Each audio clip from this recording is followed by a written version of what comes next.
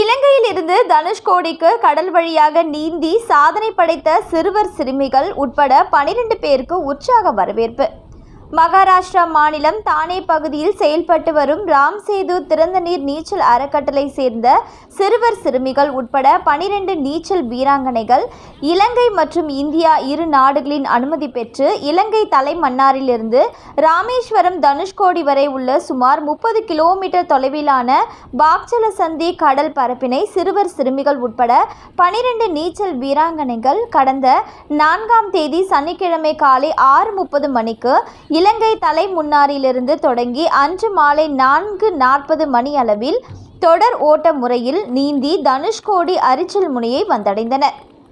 கடலில் நீந்தி வந்து சாதனை படைத்த வீராங்கனைகளுக்கு சுங்கத்துறை, மரைன் போலீசார், சுற்றுலா பயணிகள், மீனவர்கள், பொதுமக்கள் என பல்வேறு தரப்பினர் இந்திய எல்லையான அரிச்சல் முனையில் மாலை அணிவித்து சிறப்பாக வரவேற்பு அளித்தனர்.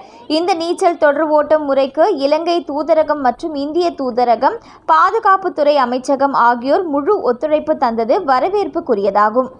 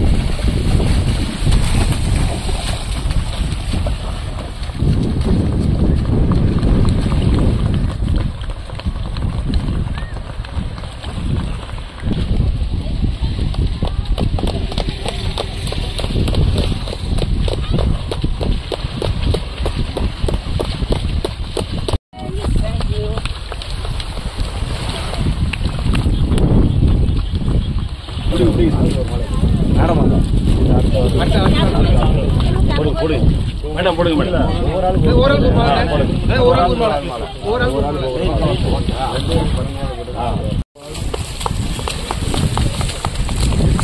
முக்கியமாக இருக்குங்க.